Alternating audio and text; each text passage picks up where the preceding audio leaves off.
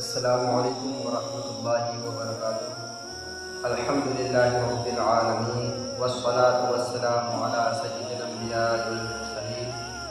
پیارے سامعین، آج میں آپ حضرات کے سامنے نماز کس طرح ادا کی جائے، خشوع و خضوع سے نماز ادا کرنے والوں کی صفات، اور نماز اندھیرے میں پڑھی جائے کس جگہ پڑھی جائے، کون سی کیفیت نماز کے دوران ہونی چاہیے، یہ چند باتیں لے کر حاضر ہوا ہوں۔ قبل اس کے بھی بات شروع کروں، آپ حضرات آپ حضرات میرا چینل سبسکرائب کریں، بیل آئیکن کو آل میں دبا دیں تاکہ ہر نئی ویڈیو آپ تک سب سے پہلے پہنچے۔ آئیے سماعت کرتے ہیں۔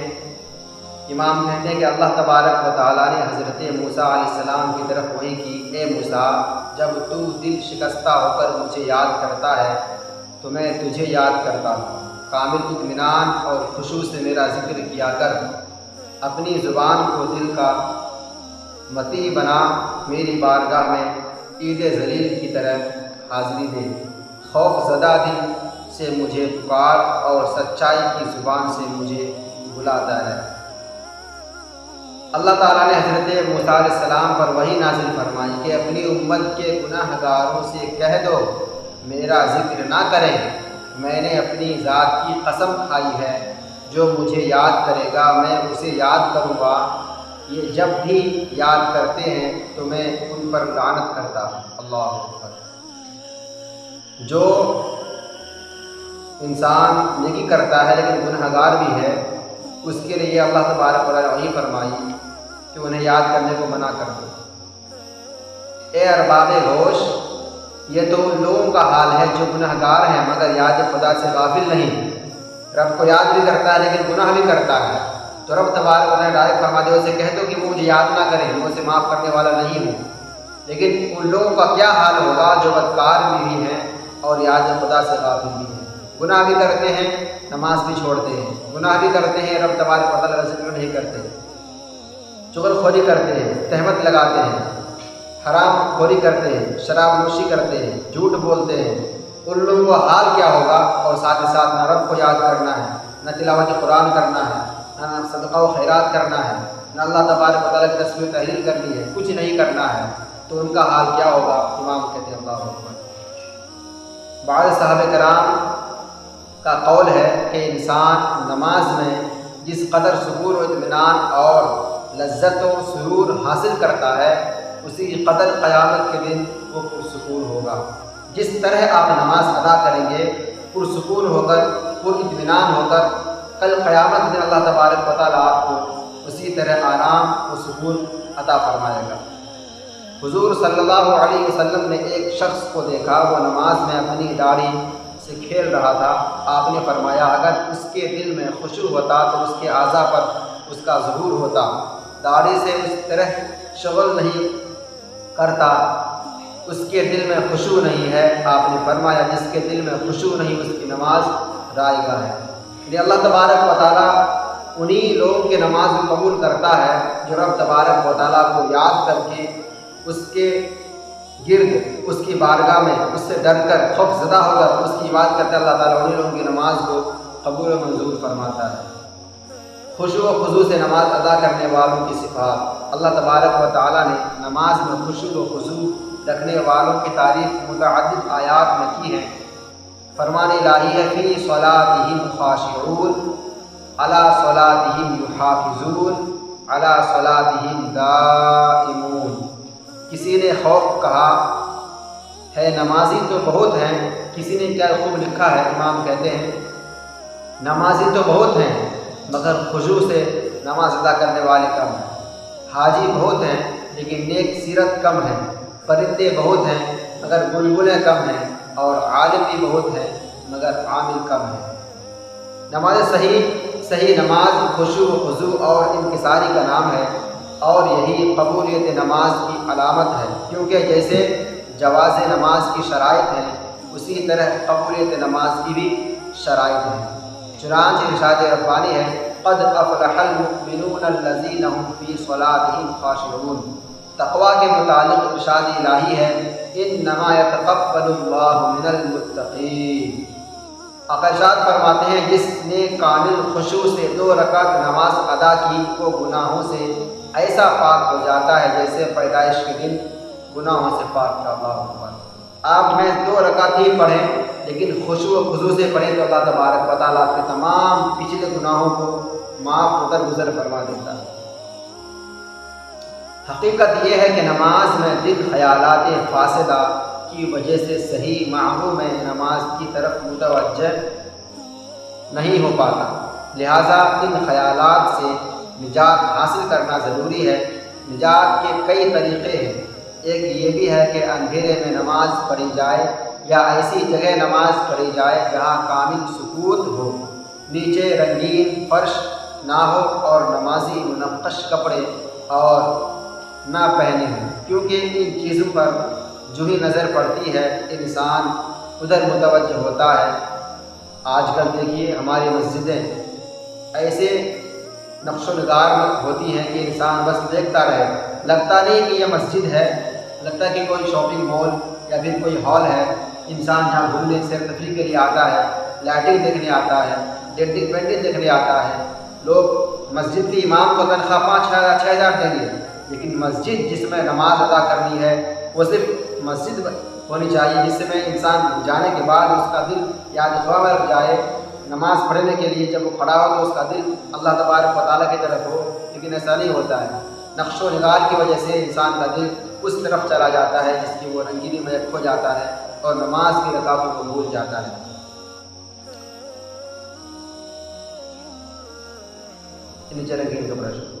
چنانچہ حدیث شریف میں ہے حضور صلی اللہ علیہ وسلم نے حضرت ابو جہم رحمۃ اللہ علیہ کے بھیجے ہوئے منقش کرتے نماز پڑھی اور نماز کے فوراً بعد اتار کر واپس بھیج دیا اور فرمایا اس نے ابھی مجھے نماز میں اپنی طرف متوجہ کر دیا۔ آقا کی یہ شان تھی کہ کوئی بھی چیز مجھے کتنی عزیز ہو، کتنی پیاری ہو، اگر آپ کے اور عبادت کے درمیان حائل ہوتی تو آپ اسے الگ کر دیتے، فوراً اسے اپنے تن سے جدا فرما دیتے۔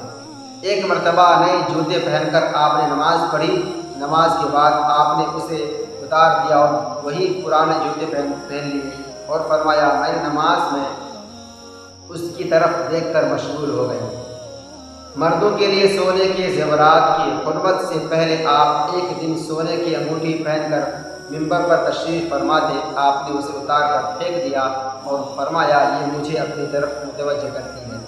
انسان کو جو چیز اللہ تبارک و تعالیٰ سے جدا کر دے، رب تبارک و تعالیٰ کی یاد سے الگ کر دے، اسے رب تبارک و تعالیٰ کی یاد سے منقطع کر دے، تو اسے چاہیے کہ سب سے پہلے اس چیز کو اپنی زندگی سے، اپنے تن سے، اپنے بدن سے نکال کر پھینک دے جو چیز راہ خدا اور اس بندے کے درمیان حائل ہوتی ہے۔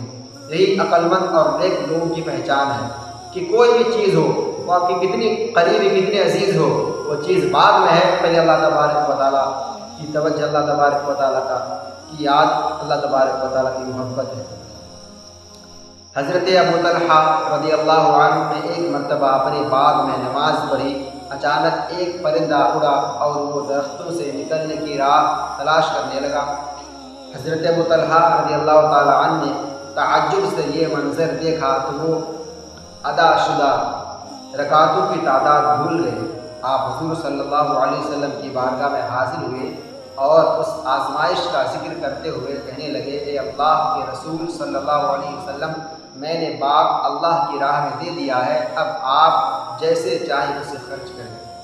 یہ ایک لوگ کی پہچان ہے کہ جو چیز بھی اسے اللہ تبارک و تعالیٰ کی یاد سے الگ کرتا یا پھر رب تبارک و تعالیٰ کی یاد میں مدخل ہوتا تو پھر وہ اسے اللہ تبارک و تعالیٰ کی راستے میں، اگر وہ صحیح چیز ہے تو صدقہ و خیرات کر دیا کرتے ہیں۔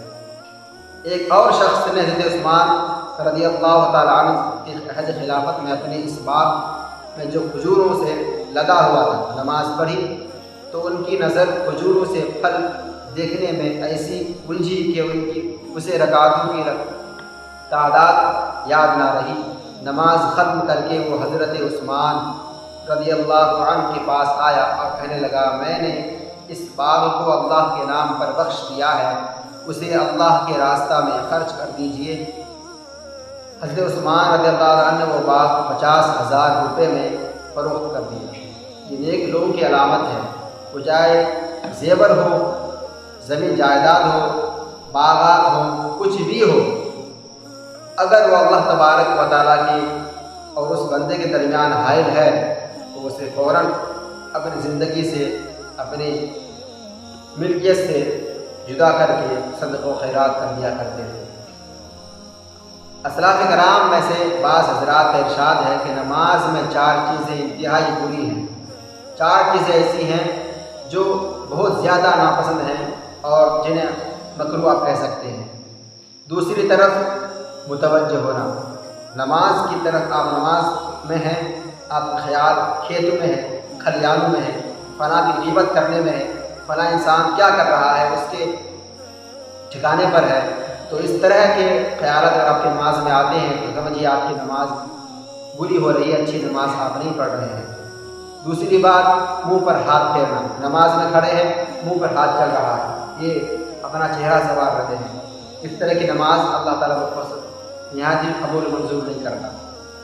کنکریاں صاف کرنا، نماز پڑھ رہا ہے کنکری صاف کرنے لگ گیا، دھول صاف کرنا شروع کر دیا، اس طرح نماز اللہ تعالیٰ قبول نہیں فرماتا۔ اور گزرگاہوں میں نماز شروع کر دینا، یعنی راستہ میں نماز شروع کرنا، یہ انتہائی ناپسندیدہ فعل ہے۔ اللہ تبارک و تعالیٰ اپنے بندے کی طرف متوجہ رہتا ہے۔ آپ ارشاد فرماتے ہیں کہ اللہ تعالیٰ اپنے بندے کی طرف متوجہ رہتا ہے جب تک وہ اپنی توجہ نماز سے نہیں ہٹاتا۔ حضرت ابو بکر رضی اللہ عنہ جب نماز میں کھڑے ہوتے تو ایسا معلوم ہوتا جیسے کوئی میخ گڑی ہوئی ہے۔ اللہ کھڑے رہ جاتے، گھنٹوں گھنٹوں نماز میں کھڑے رہ جاتے، رات رات بھر نماز قیام میں کھڑے رہ جاتے، ہلتے ہی نہیں۔ یہ رب تبارک و تعالیٰ سے اتنی لو ہوتا، اتنا لگاؤ ہو جاتا کہ آپ نماز پڑھتے رہتے اور نہ جنبش کرتے، نہ ہلتے، نہ ڈولتے، کچھ بھی نہیں، بس اللہ تبارک و تعالیٰ کی یاد میں اوپر اللہ تبارک و تعالیٰ اس بندے کو جو دیکھ رہا ہے، مجھے بندہ اللہ تبارک و تعالیٰ کی بات کر رہا ہے۔ بعض حضرات اتنے سکون سے رکوع کرتے کہ پرندے انہیں پتھر سمجھ کر ان کے پیٹ پر آ کر بیٹھ جاتے۔